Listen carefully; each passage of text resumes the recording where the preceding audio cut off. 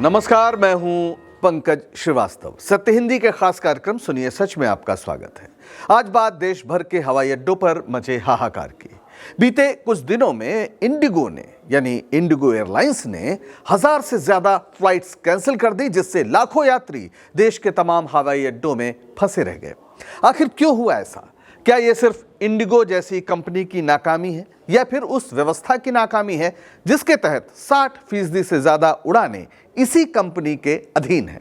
आखिर नेता प्रतिपक्ष राहुल गांधी ने क्यों इसे मोनोपोली यानी एकाधिकारवादी नीति का नतीजा बताया है? क्या सचमुच ये मोदी सरकार की नीतियों का परिणाम है? मिलेंगे इन तमाम सवालों के जवाब हमारे इस वीडियो में। किस तरह से यात्री परेशान है, इसकी तस्वीरें अब तक आप तक जरूर पहुंची होंगी, चाहे सोशल मीडिया के जरिए। लोग ट्वीट कर रहे हैं, अपनी परेशानियां बता रहे हैं कि किस तरीके से वे फंसे हैं, किस तरीके से उन्हें परेशानी हुई। विश्व की चौथी अर्थव्यवस्था और विश्व गुरु का ढोल, लेकिन हवाई अड्डों पर इन दावों की खुलती पोल। कोई यकीन नहीं कर सकता कि ये वही हवाई अड्डे हैं जो कभी व्यवस्थाओं और साफ सफाई के लिए जाने जाते थे। लेकिन बीते कुछ दिनों में यहां भूख और प्यास से परेशान यात्रियों की चीख पुकार और दवाओं के बिना तड़प रहे मरीजों, बुजुर्गों की तस्वीरें दिखी, जो दुनिया भर में सुर्खियां बनी हैं। भारत की प्रतिष्ठा पर दाग लगा है इससे। इंडिगो की 550 से ज्यादा फ्लाइट्स जो कैंसिल हुई, वो दिल्ली, मुंबई, बेंगलुरु, हैदराबाद, हर जगह यात्री हैरान परेशान रहे। कोई शादी में नहीं पहुंच पाया, कोई मरीज इलाज के लिए नहीं जा पाया, लोग तय कार्यक्रम मिस कर बैठे। दिल्ली के आईजीआई एयरपोर्ट पर तो सारे डिपार्चर ही बंद हो गए। हजारों यात्री रात भर एयरपोर्ट पर फंसे रहे। एक पैसेंजर ने बताया कि 6 घंटे लेट, फिर कैंसिल। बच्चे भूखे प्यासे, कोई होटल नहीं दिया गया। हैदराबाद में 69 फ्लाइट्स कैंसिल हुई, अहमदाबाद में 191, 19 माफ करिएगा। सोशल मीडिया पर लोग लगातार चिल्लाते रहे, इंडिगो शेम शेम। एक टीम हैकाथॉन के लिए गुवाहाटी जा रही थी, लेकिन कनेक्टिंग फ्लाइट मिस हो गई। महीनों की मेहनत बर्बाद। और ये वाकई अजीब बात है कि ऐसी परिस्थिति में एयरलाइंस ने यात्रियों को होटल नहीं भेजा, न वक्त पर खाना पानी दिया। ऐसा लगा कि कोई जानबूझकर ये अव्यवस्था पैदा करना चाहता है। कौन है वो? क्यों किया ऐसा? इस पर बात करेंगे, लेकिन पहले जान ले कि हुआ क्या और क्यों हुआ। दरअसल director general of civil aviation DGCA ने नवंबर 2025 से एफडीटीएल यानी फ्लाइट ड्यूटी टाइम लिमिटेशन के फेज 2 को लागू किया। यह नियम पायलट और क्रू की थकान रोकने के लिए है। दुनिया भर में इनको जरूरी माना जाता है। क्या थे बदलाव जो भारत में जरा देर से आए? पुराना नियम था कि साप्ताहिक रेस्ट 36 घंटे का होगा जो पायलट और क्रू मेंबर है, और नया नियम था कि 48 घंटे यानी 2 दिन। इससे जो थकान से जो दुर्घटना का रिस्क है वो 30% कम हो जाता है। ये अध्ययन ऐसे हुए हैं।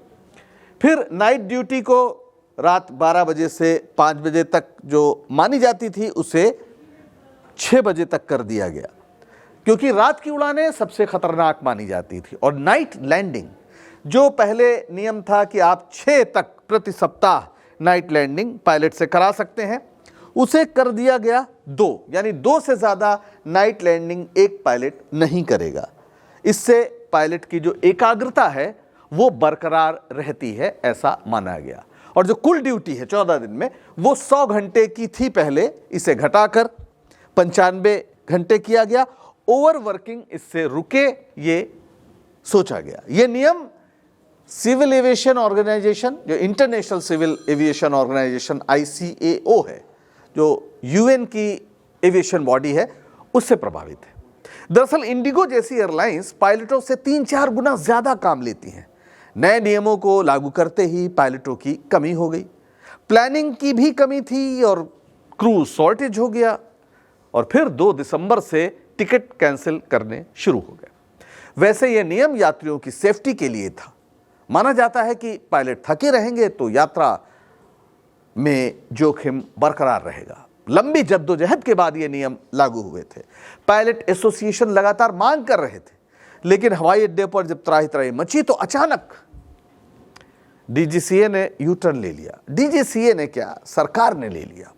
ऐसा लगा कि जैसे सरकार को ब्लैकमेल कर लिया गया, या सरकार पहले से ही यही चाहती थी।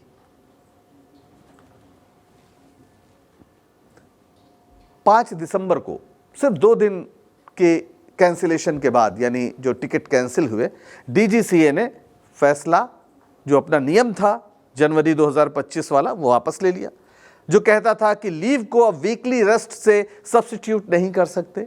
यानी अब जो लीव है उसे भी आप वीकली रेस्ट में डालेंगे। एयरलाइंस लीव को रेस्ट में गिन सकती है। फरवरी 10, 2026 तक एफडीटीएल के कुछ प्रावधान जो लागू हुए थे उन्हें भी सस्पेंड कर दिया गया। यानी फिर वही स्थिति पैदा हो गई जिस पर चिंतित होकर ये नियम बदले गए थे। पायलट एसोसिएशन ने चेताया है, उसने कहा है कि ये सेफ्टी को कमजोर कर रहा है, थकान बढ़ेगी, पैसेंजर रिस्क पर रहेंगे। हवा में जब कोई अचानक झटके लगते हैं मौसम खराब होने की वजह से, तो लोग किस तरह परेशान होते हैं, ये आपने शायद देखा हो या सुना हो। हैरानी की बात है कि डीजीसीए इतनी जल्दी पलट जाए, खास तौर पर जब मुद्दा यात्रियों की सुरक्षा का हो। कहीं ऐसा तो नहीं कि इंडिगो ने जानबूझकर ऐसी परिस्थिति पैदा की। नए नियमों को लागू करने के लिए 2 साल का वक्त मिला था, अचानक लागू नहीं हुए थे। लेकिन ऐसा लगता है कि उसने कोई तैयारी नहीं की। क्या उसे पता था कि अफरा तफरी के बाद ये नियम वापस होंगे? यानी सब कुछ मिली भगत, एक तय स्क्रिप्ट थी, अव्यवस्था दिखाओ ताकि सरकार को नियम स्थगित करने का बहाना मिल जाए। आखिर इंडिगो अगर भारत के उड़ान क्षेत्र में 60% की हिस्सेदारी रखता है तो उसके पीछे सरकार से मिला प्रोत्साहन और संरक्षण ही तो है। और ये वही सवाल है जो नेता प्रतिपक्ष राहुल गांधी कई सालों से उठा रहे हैं। उन्होंने एक्स पर अपना एक लेख, जो पुराना लेख है, उसे पोस्ट करते हुए, अटैच करते हुए कुछ लिखा है। A new deal for Indian business, इन्होंने एक लेख लिखा था जिसमें मोनोपोली पर काफ़ी सख्त बातें कही थी। अभी उन्होंने जो पोस्ट किया है उसमें कहा है कि इंडिगो को लेकर जो फियोस्को हुआ, जो जिस तरह की अफरा तफरी हुई, ये सरकार के मोनोपोली मॉडल की कीमत है। एक बार फिर आम भारतीयों को देरी, कैंसिलेशन और बेबसी की सजा भुगतनी पड़ रही है। भारत को हर सेक्टर में निष्पक्ष प्रतिस्पर्धा चाहिए, मैच फिक्सिंग वाली मोनोपोली नहीं।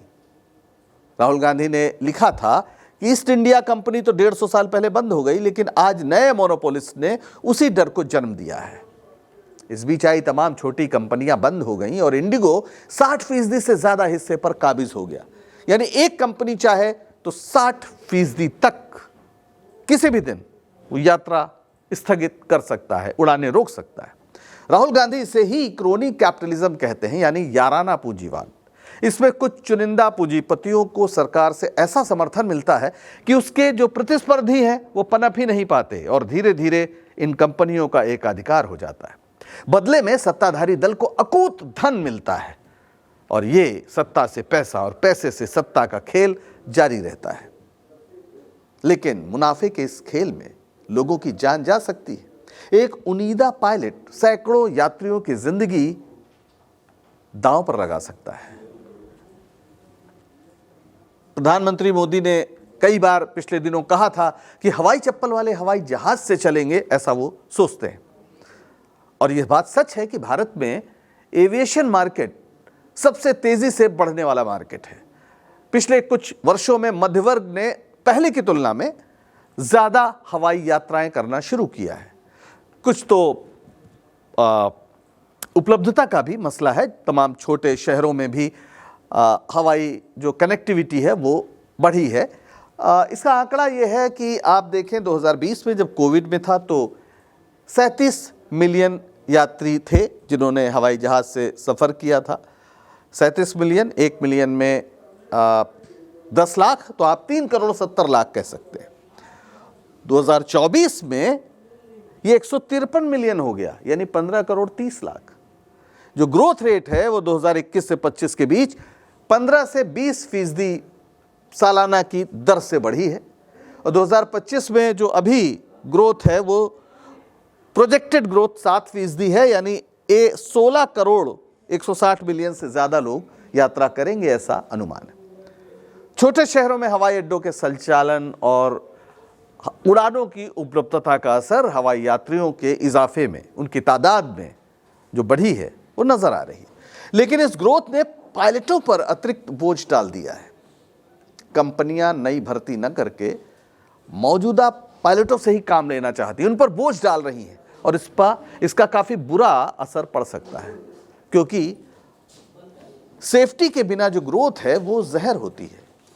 एविएशन इंडस्ट्री में पायलटों पर बढ़ते बोझ जैसे लंबे ड्यूटी आवर्स, अनियमित शेड्यूल और कम रेस्ट, इसका सबसे बड़ा नतीजा है थकान, फिटीग। थकान सिर्फ थकावट नहीं बल्कि एक गंभीर फिजियोलॉजिकल स्टेट है शरीर की, जो नींद की कमी, सर्केडियम रिदम यानी शरीर की जैविक घड़ी के डिसरप्शन और वर्कलोड से पैदा होता है। ICAO यानी इंटरनेशनल सिविल एविएशन ऑर्गेनाइजेशन के अनुसार यह मानसिक और शारीरिक परफॉर्मेंस को कम कर देता है, जिससे पायलट गलती कर सकता है। उड़ान के दौरान अगर उसे नींद आ जाए तो क्या हो सकता है, यह हम सब जानते हैं। जब कोई हवाई जहाज गिरता है तो एक दो नहीं सैकड़ों यात्री मरते हैं। ये क्या नतीजा है आप देखें। जो थकान जब होती है तो क्या होता है, सबसे पहले रिएक्शन टाइम धीमा हो जाता है। पायलट को इमरजेंसी में तुरंत रिएक्ट करने में देरी होती है। जैसे NTSB है जो नेशनल ट्रांसपोर्टेशन सेफ्टी बोर्ड, उसकी एक रिपोर्ट में पाया गया कि थकान से रिएक्शन टाइम 67% तक प्रभावित होता है। फिर है एकाग्रता और अटेंशन में कमी।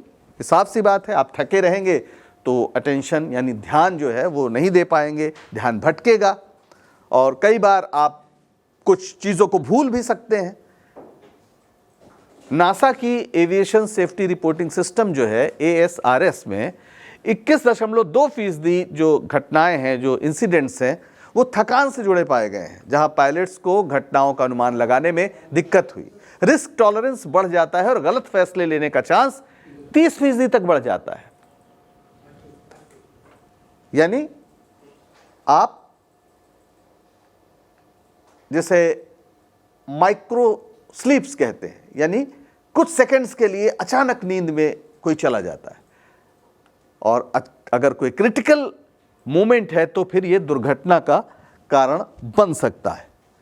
यानी अचानक कोई उड़ा रहे हैं और पता चला कि कुछ देर के लिए अचानक नींद आ गई और पता ही नहीं चला। सड़क में भी ड्राइवर जो होते हैं, कई बार जब वो ज़्यादा गाड़ी चलाते हैं तो इस तरह की स्थिति पैदा होती है और बड़े भयानक एक्सीडेंट सिर्फ एक झपकी, हल्की सी झपकी की वजह से होते देखे जाते हैं।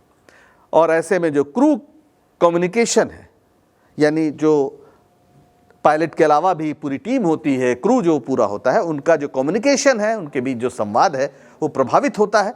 टीम वर्क कमज़ोर हो जाता है, उनके बीच का कोऑर्डिनेशन यानी समन्वय वो फेल हो जाता है और इसका एक और जो बड़ा असर है वो लॉन्ग टर्म हेल्थ इफेक्ट्स। लंबे समय तक अगर यही स्थिति रहे तो शरीर पर पायलट्स के बेहद बुरा असर पड़ता है। Blood pressure, high blood pressure, depression और हार्ट की समस्याएं यानी दिल की समस्याएं पैदा हो सकती है और ये ओवरऑल जो फिटनेस है पायलट्स की वो इससे प्रभावित होती है। ये नतीजे उड़ान की सेफ्टी, इफिशिएंसी और प्रोडक्टिविटी को खतरे में डालते हैं। अब जो एक्सीडेंट रिस्क है उसके बारे में जो अध्ययन है, FAA फेडरल एविएशन एडमिनिस्ट्रेशन, उसका अध्ययन है कि 13 घंटे से ज़्यादा ड्यूटी करने पर एक्सीडेंट रिस्क 5.62 गुना बढ़ जाता है। यानी अगर आप ज़्यादा देर तक लंबी उड़ान में हैं और आपको पर्याप्त आराम नहीं मिला है तो फिर एक्सीडेंट रिस्क बढ़ जाता है। और जो अब तक एविएशन एक्सीडेंट हुए हैं उसमें 80% ह्यूमन एरर्स की वजह से हुए हैं और इनमें से 15 से 20% थकान से जुड़े होते हैं। यानी पायलटों की कमी और उनकी थकान का सीधा संबंध यात्रियों की सुरक्षा से है, लोगों की जान से है। लेकिन कंपनियां मुनाफे के लिए उन नियमों को लागू नहीं करना चाहती। सरकार आखिर समय रहते क्यों नहीं चेती, क्यों उसने नहीं देखा, डीजीसीए ने चलिए, कि क्यों ये कंपनियां उन नियमों के लिए खुद को तैयार नहीं कर रही हैं जो लागू होने वाले हैं जनवरी से। सरकार को भी इसकी परवाह नहीं थी। इंडिगो फ्लाइट्स को लेकर जो अफरा तफरी मची है वो कॉरपोरेट और सरकार के मिली भगत का एक नमूना है, जिसमें आम आदमी की जिंदगी दांव पर लगी है। क्या भारत में आम आदमी की जान इतनी सस्ती है, जबकि ये उतने आम भी नहीं है। आज भी जिस देश में 80 करोड़ लोगों को 5 किलो अनाज सरकार से लेना पड़ रहा हो, उसमें हवाई यात्री आम तो होंगे नहीं। तो आम तो छोड़िए, खास लोगों की जान भी सरकार की नज़र में कोई महत्व नहीं रखती।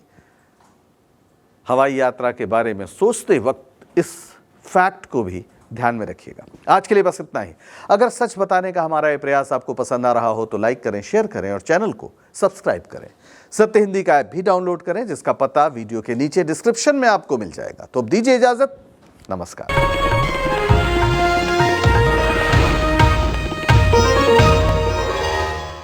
Copyright disclaimer under Section 107 of the Copyright Act 1976. Allowance is made for fair use for purposes such as criticism, comment, news reporting, scholarship, and research. Fair use is a use permitted by copyright statute that might otherwise be infringing.